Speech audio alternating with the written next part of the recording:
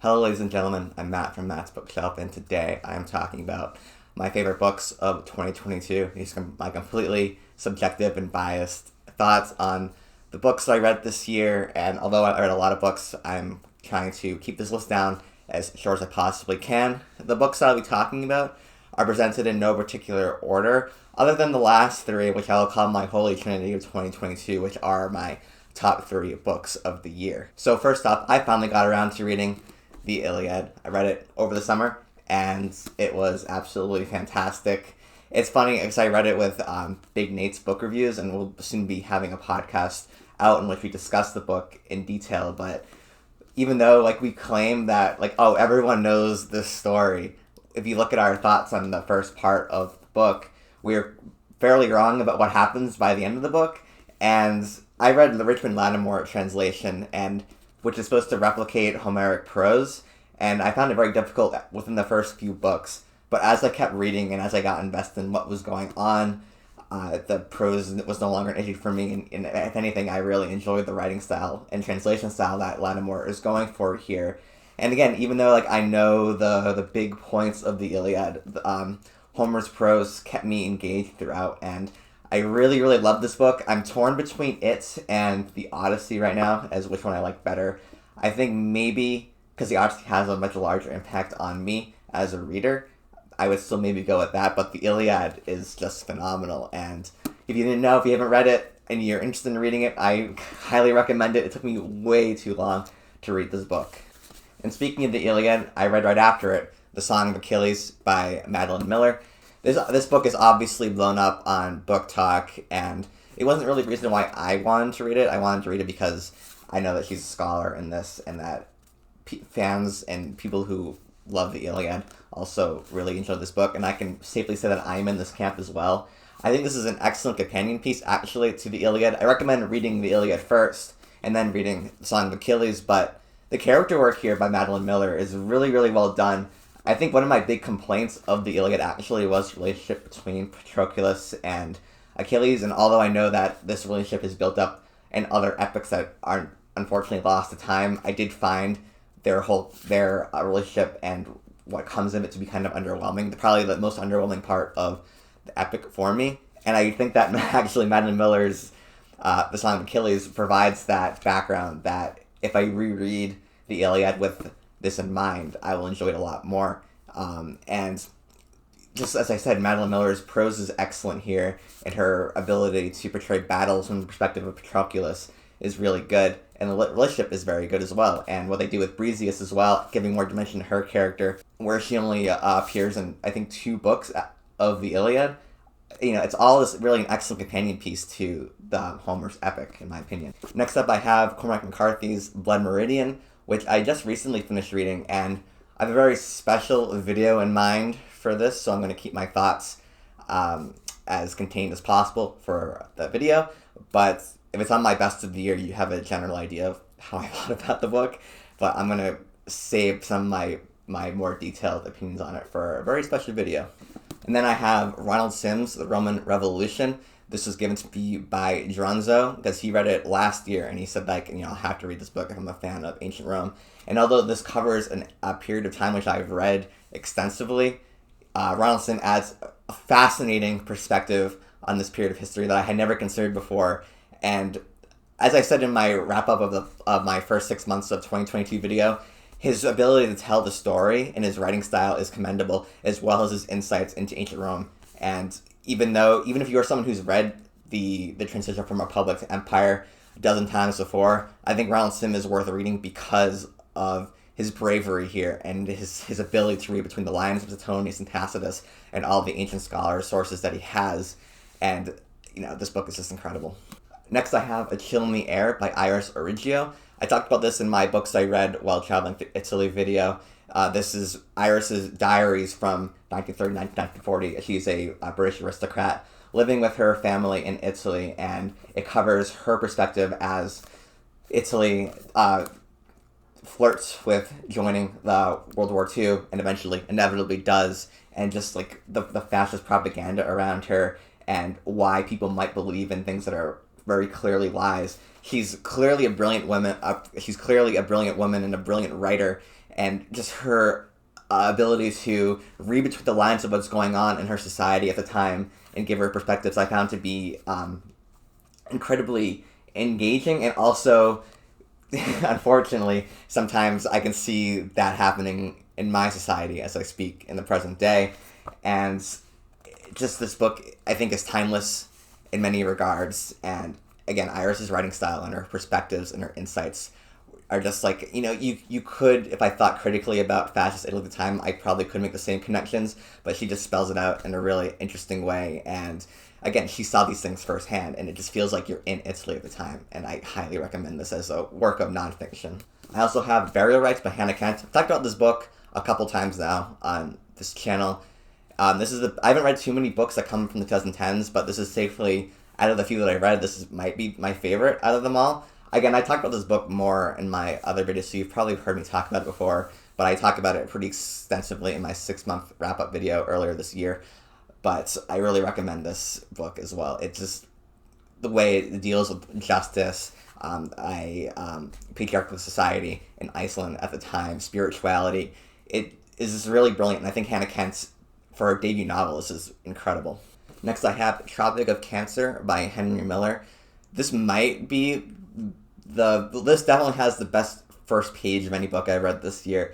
If you read the first page of this book, I dare you to not keep reading it. Miller just immediately distinguishes himself as an exceptional writer and an exceptional voice in literature right from the get-go. And as I've read this book pretty extensively, and I try to read it in detail, I reread sections as well. Just what he has to say about becoming an artist, especially of like the expatriate lifestyle, is really there's just so many layers to it. He talks like this big game about becoming like a predator because his life is so miserable as he tries to become a writer that he basically has to become more primal to set off or to block himself away from like the sadder emotions that he's feeling of defeat and loss and futility. So there's so much grandstanding in this book. But if you read between the lines, there's such an incredible sadness as well with regards to failure, but with noble pursuits. And also just going into, because this is semi-autobiographical, there's really interesting insights, really detailed, perhaps too detailed at times, insights on Henry Miller's nightlife. We'll leave it at that. But also his ability to describe an environment as this dying organism that is Paris, where Paris is normally has these really beautiful and lavish descriptions. He goes in the complete opposite direction, and just the detail and the creativity here is second to none of the books that I've read this year. Speaking of expatriate writers, I also have Sylvia Beach and The Lost Generation. This is a very, very detailed biography of sorts by Noelle Raleigh Fitch, mainly focused on Sylvia Beach, but covering pretty extensively The Lost Generation, the Jazz Age, all the artists living on the Rue de l'Odéon, and mainly the publication of Ulysses, which is maybe my favorite book of all time. And she gives so many incredible insights on the publication of this book, including Sylvia and Joyce gluing the books together, and Joyce accidentally gluing his hair, which is just like a really funny thing to think about. But it gives you really great insights on the market at the time, where Ulysses couldn't be published in the U.S. due to its content, and artists and writers at the time were going to Paris because of all the small bookstores that were willing to sell daring and challenging literature. There's also a tale of Sylvia Beach hired someone to basically illegally smuggle copies of Ulysses into the U.S., and this guy would have them disguised as other books because Ulysses was such a notorious book, and immigration officers weren't allowed to have the book come in, that they had to go through like nefarious means just to get people to read the book. And it just is so well detailed, and basically the rise and the fall of The Lost Generation. And I really recommend this to anyone who's interested in this subject. It's a very big book and very detailed, and I'm still not finished with it. I'm almost done, but I do take periodic breaks from it because, again, it's a long book, and it's covering very extensively a relatively small period of history. But I mean, if you're interested in this topic, in this subject matter, like, Noah Riley Fitz just basically goes all out on this. I also have Lord of the Rings by a little-known writer named J.R.R. Tolkien.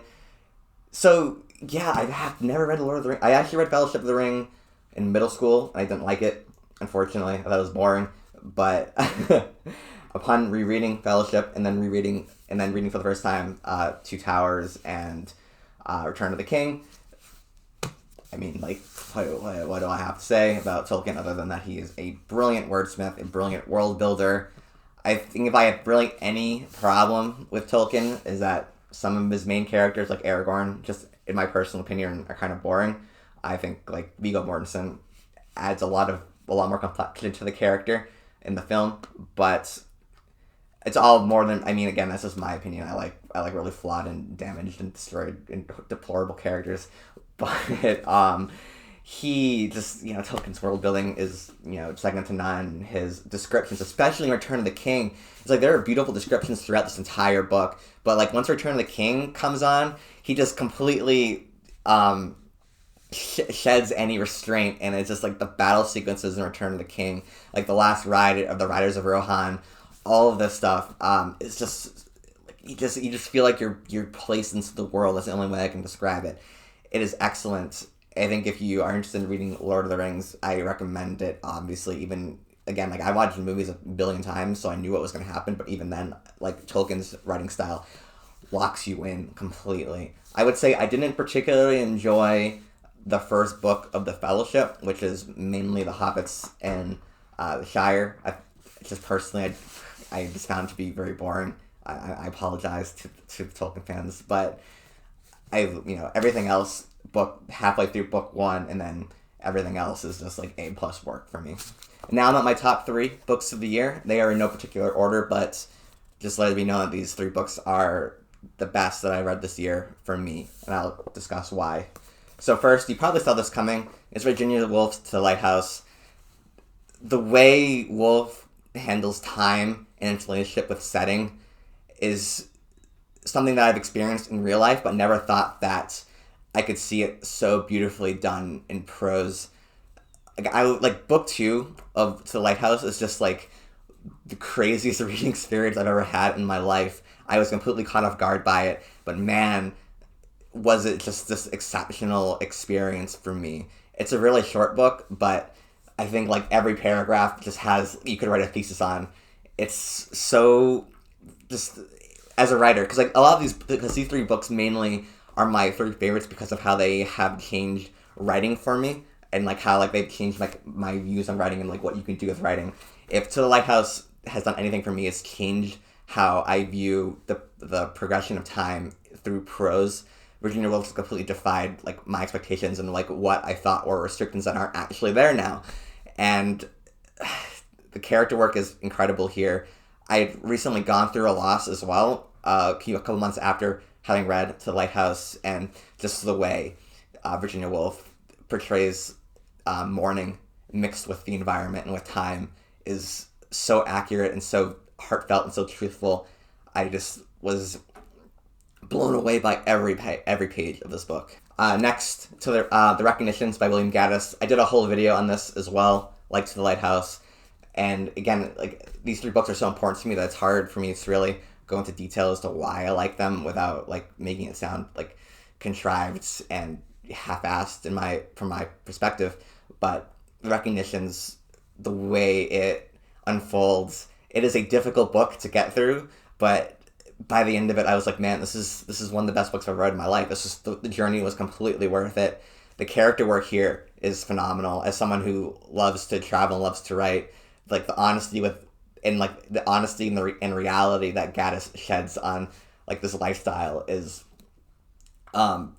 daring and truthful. And Gaddis, like, again, it took him like 8 years to write this book, and it shows. Even 8 years, like I couldn't write something this good. I just couldn't. He's a genius, but like also this comes from his experiences with being an artist and living abroad and having done the work himself, and it just captures it like as someone who has actually experienced it. He just captures it, as truthfully as possible. And the prose, every opening chapter has like this really like luxurious description that feels like it's in a painting itself, like a Hieronymus Bosch's painting itself, or like a Renaissance painting. But again, it's like I'm talking about this book, and I haven't even crossed like the first level of my appreciation for it. I go a little more in depth on it in a video that I did earlier this year, but yeah, it's not an easy book. It's not an easy recommendation, but again, it's like my love for the book is so strong that I would still recommend it regardless. And finally, I have The Bell Jar by Sylvia Plath. There are very few instances when I read a book where the prose like transcends written word, and it just feels like I'm absorbing the emotion of the author, like without even feel like I'm reading words on the page. I had that with Ulysses. I had that to a certain extent with The Lighthouse, and I had it again with The Bell Jar, where again it feels like the author is with you in the room. The prose here is so beautiful, and the story here and the honesty here. Again, I think the underlying theme of at least my top 3 books is just honesty. The Bell Jar captures this. And it's funny because I talked to someone else who read The Bell Jar, and they didn't have like the same strong reaction that I had to this book. But also, I mean, that's like the beauty of literature, is like people can have strong reactions to anything, and you can have completely different opinions on brilliant works of literature like this. And I don't know, like this, it may be very, very uncomfortable at times reading this book, especially considering what happens to Sylvia Plath in real life, and just, I don't know, the emotion here. Again, it's hard for me to talk about, but I really just completely lost myself to this book, and it's very challenging, and like the bluntness in which he addresses things is off-putting, but brilliant.